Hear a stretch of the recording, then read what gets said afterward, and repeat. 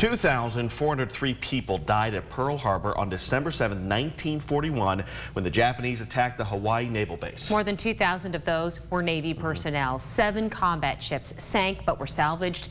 3 others were lost to the sea, and one of them, the USS Arizona. It's the ship that claims the greatest loss of life that day, 1,177 officers and crewmen. But this Paducah man survived. James Allard Vessels was on the Arizona that day 78 years ago. He passed away in 1981, but his children, the Market House Museum, and a special interview from 1975 keep his experience of service and sacrifice alive. I'm glad that the museum has it so a lot of people can see it. Paducah's Market House Museum is full of local treasures. Here's my dad. And in a back corner, you'll find this one. He was the best dad ever. A young face from the past. Such a good man. James Allard Vessels. Dad came home every day. Dad to his kids, Margaret, Michael, Kenneth, and Chuck. And this is my hero. Always will be. We looked up to him. He was the greatest. My dad was my protector. Dad was really a good man. And he had a story to tell. At approximately 5 minutes to 8 that morning.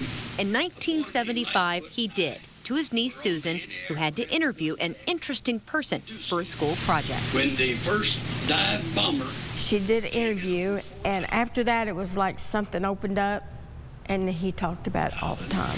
And dropped his bomb. I think the interview with Susan was the first time I really heard him elaborate on what happened at Pearl Harbor. I'm interviewing Allard Vessels, who was attached to the USS Arizona, which was anchored at Pearl Harbor on December 7, 1941.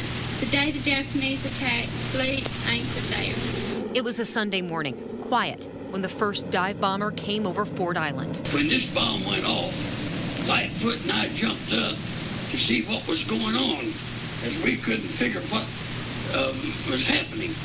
About that time, we looked up, and here came a torpedo plane down through the harbor, and it had this big rising sun painted on the side of it. The Japanese, Allard and thousands of other sailors were caught unaware. Every time a bomb would hit us, it would knock us off our feet. And we'd get back up again and try to get organized to get ready to go back down. About that time, another they hit us and they'd knock us to our feet again. Allard made it to the ship's crow's nest. Margaret remembers a moment her dad shared with her. And he was level with one of the planes. He said he looked over and he said he could tell every feature of the pilot's face, and the pilot smirked at him. I believe Dad said he winked at him. Then the Arizona was hit. They know now that it went through the main deck and penetrated the floors and then blew up the magazine. And that's in some of the videos you see where the ship raises up and settles back down. There was 1,177 men died on the Arizona alone.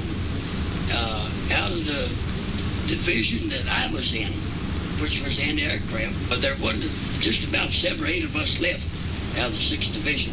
The rest of them were all killed. When the attack was over, devastation was left behind. Allard, despite his own injuries, spent hours pulling survivors from the water. When were you able to notify your family that you were okay? The day following the attack, they came around and they give us all a small piece of paper. So they could only send a couple of words. And in his telegram, it said, "I'm alive." It was enough for his fiancée, Anita. He eventually made it home, married her, built this family. Every day, like clockwork, at 5:30, he came home. He knew what was important. And what was at stake? Yes. Yeah. I don't think Dad ever took anything for granted. Allard, I'd like to thank you for this interesting account of what happened at Pearl Harbor. His story lives on through this interview. as does the memory of thousands who lost their lives on December 7th, 1941. A date which will live in infamy. To me, I could never fit in his shoes. That's just the way I look at him. He was a good man. One who truly knew the value of service and sacrifice. My dad said one time, he said, "I'm not a hero. The heroes are the guys that I left behind." The Market House Museum has an exhibit on James Allard vessels, including this piece of the USS Arizona. Dad would step down off the ladder onto this all the time. So my daddy stepped on this, on the Arizona, many, many, many, many times. Everybody would look at this and think, well, that's a piece of junk, throw it away. Oh, no. No, my daddy stood on this. The attack on Pearl Harbor was, of course, what motivated the United States to formally enter World War II.